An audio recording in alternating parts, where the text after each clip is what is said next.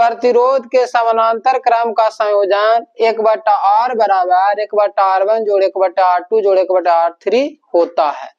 सबसे पहले हम चित्र बना देंगे। समानांतर क्रम में क्या कर दिए, 3 प्रतिरोध को रख दिए, एक R1 है, एक R2 है, एक R3 है। तीनों क्या है, समानांतर क्रम है। समानांतर क्रम के मतलब हो गया समान दूरी होना चाहिए। ये दोनों के बीच का दूरी क्या है, समान है। ये दोनों बीच की दूरी क्या है, समान है। समानांतर इसी को कहते हैं। फिर हम इसमें बैटरी से कनेक्ट कर देते हैं, एक बंद प्लग कुंजी लेते हैं। जब हम बैटरी से कनेक्ट करते हैं तो हमारा धारा किसमें प्रवाहित होने लगता है, I प्रवाहित होने लगता है। धारा I प्रवाहित होने लगता है। I जो धारा है 3 पार्ट में बढ़ जाता है। R1 प्रतिरोध जब धारा जाता है वही धारा R1 हो जाता है। धारा I रहता है, लेकिन इधर जब R1 प्रतिरोध में जाता है तो I1 के रूप में हो जाता है। अब जब धारा R2 के रूप में, जब R2 प्रतिरोध में जब धारा जाता है तो I2 के रूप में हो जाता है। और I जो धारा है R3 प्रतिरोध में जाता है तो I3 के रूप में बढ़ जाता है। नॉर्मल भाषा में हम लोग समझ सकते हैं कि जब हम पानी अगर करहा से ले जाएंगे तो यहाँ से ले जाएंगे तो हमारा 3 तरफ अगर करहा बनल रहेगा पानी वाला तो तीनों क्या हो जाएगा, अलग अलग पानी के रूप में क्या हो जाएगा, बट जाएगा। जैसे शुरू से पानी इधर से आया, इसमें हमारा करहा इधर माए चल गया, पानी इधर माए सीधे चल जाएगा, इधर भी करहा में पानी चल जाएगा। मैंने कहने का मतलब धारा भी उसी तरह से बहता है। I धारा आया तो इधर गया R1 प्रतिरोध में तो R1 हो गया, I1 हो गया धारा। यही R2 में जब गया तो हमारा धारा I था जो I2 हो गया। यहाँ पर I था, R3 में गया तो I3 हो गया।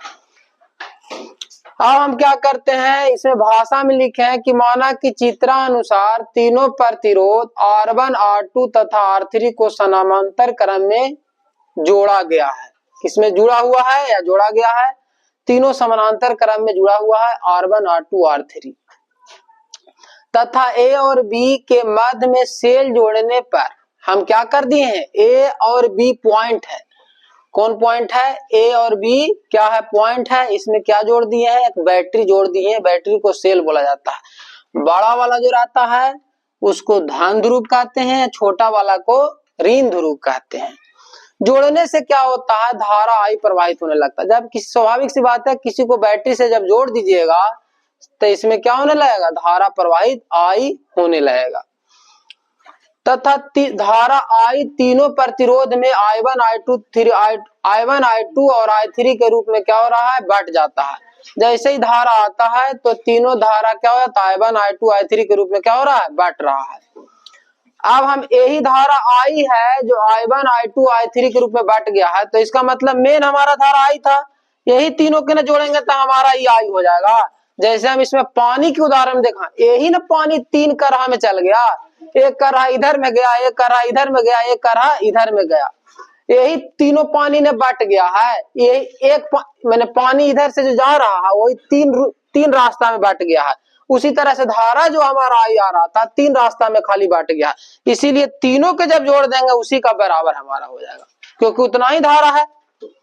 यदि A और B के बीच विभवांतर भी है, A और B के बीच का विभवांतर क्या दिए हैं, भी दिए हैं, तब ओम के नियम से क्या कहता है, ओम का नियम होता है V बराबर I इंटू R। V बराबर क्या होता है, ओम के नियम में V बराबर I इंटू R होता है।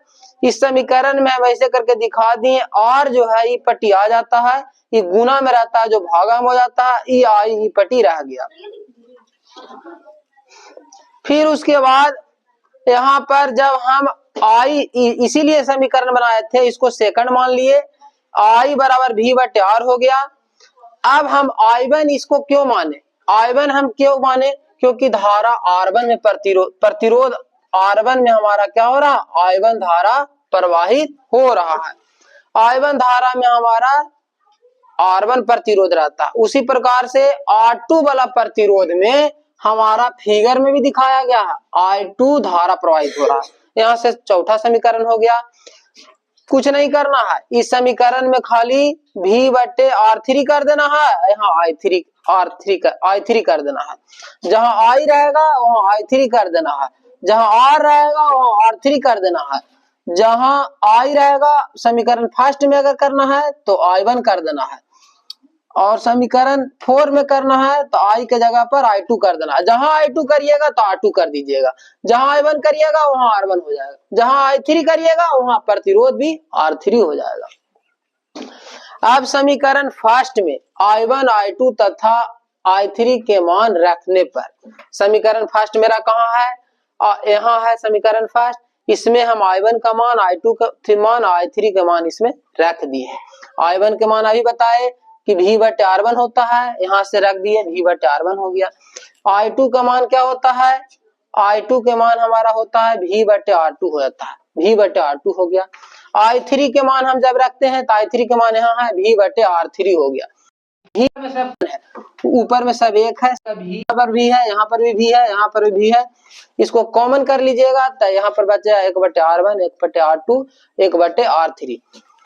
I भी है जो गुना में है, पट्टी लाइएगा तो भागा में हो जाएगा, तो I/V कर दिए तो यहाँ बच गया 1/R1, 1/R2 और 1/R3।